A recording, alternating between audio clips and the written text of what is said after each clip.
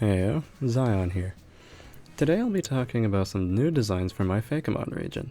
The designs for today will be based on different medical practices, taking a somewhat Pokemon-esque spin on the different ways people bring themselves back to health. So stick with me as I submit myself to the ER and wait to see what my supposed doctors have to say about my condition. First up we have Alchemo. Alchemo's inspiration thematically, or rather the medical practice it encompasses, is allopathy. Allopathy is conventional medicine, surgery, drugs, shots, and the like. Most people think of this when they hear medicine or doctor.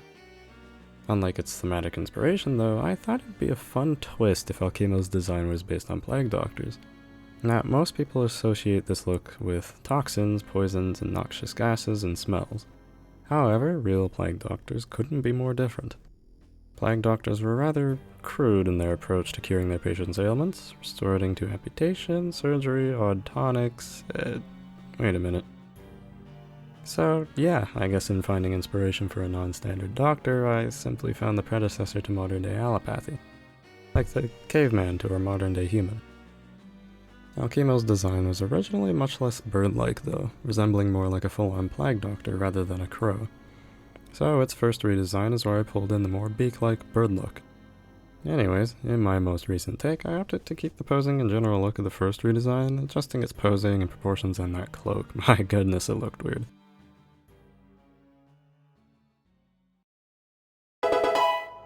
Alchemo, the allopathic Pokemon. Alchemo have a strong sense for diseases and illness, so some doctors favor the use of their venom to treat patients.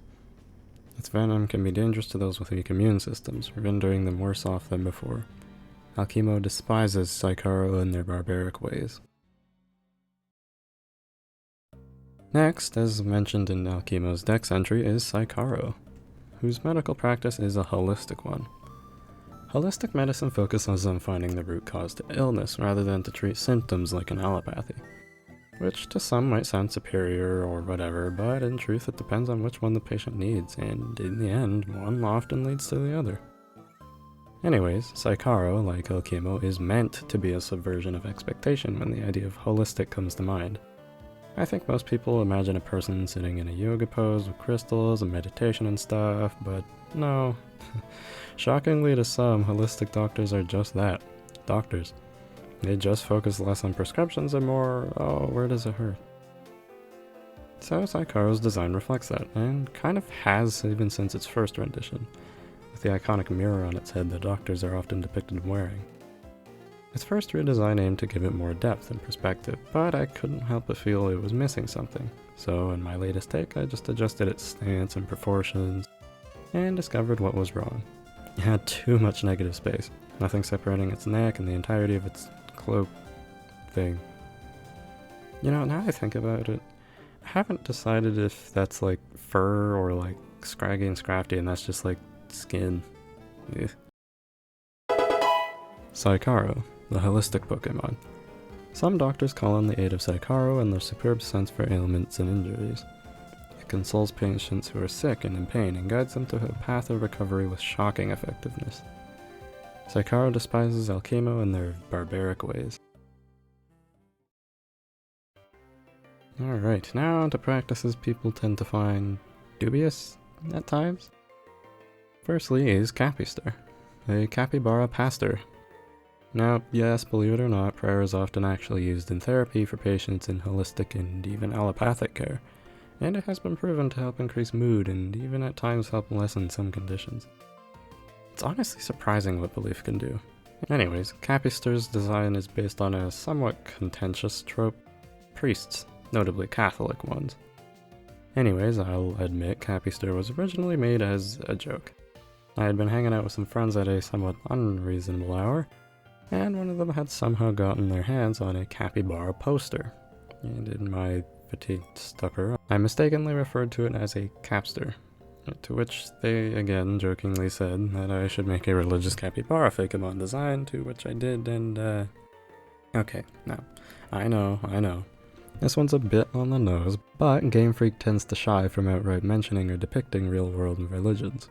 And as much as I like this look, I think it can be a bit more animal-esque. So, as I said before, I took inspiration from Catholic priests. Mostly the capelets and tassels for Capystor's latest design, and opted to keep its rounded, lovable appearance to better contrast the next Fakemon. Capystor, the divine healing Pokemon. Capystor are calm Pokemon, seeking peace and unity with others by resolving conflict and quelling violence. Despite their docile nature, Capystor can demonstrate feats of great strength when they seek to protect their allies. Okay, lastly we have Lapilausk. The first time in this series so far I haven't redesigned an old design and made a Fakemon explicitly for the video I'm working on. Anyways, Lapilausk embodies the most dubious medicinal practice I'll be covering today, crystal healing. Yeah. Crystal healing, also known as lapidary medicine, is what's referred to as a, quote, pseudoscientific alternative medical practice. It focuses on the belief that contact and proximity to precious and semi-precious stones and gems have healing properties from the varying energies within them.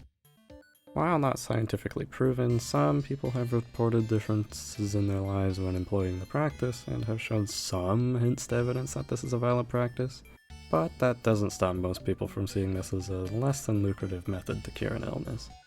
Regardless, I'm an artist, not a scientist or a doctor. I'm here to design a little monster, not to disprove a practice done en masse. Lapidary practices were employed by ancient Egyptians. They'd often carry around amulets inlaid with these precious stones. They would also sometimes put them in between the wrappings of the deceased in the process of mummification. So, I found that in ancient Greece, they believed certain gems were magical and medicinal in use, and even that some were solid water. Thus their word for crystal, kristallos, translates to ice. Neat, so an ice type then. Well, it's certainly interesting, but I can't just have a frozen mummy. What icy mythical beings are there that we can tie into this? Wendigo? No. Yukiona? Nope. Already a Pokemon based on that. Oh, how about a Lapilausk? A Latvian spirit that carries a frozen axe. Pretty good so far. Okay, I have a direction. What else is there about Lasks? Old, wears furs. So I can probably tie in some Draugr inspiration. Ooh, responsible for the crackling of trees and houses in winter. Crackling, wait a minute. Electricity, crystalline energy. Aha! I got it! In truth, this was probably the most fun I've had designing a Fakemon in a while. To anyone doing this, do research as well. You don't just need references for a design, Fakemon or not.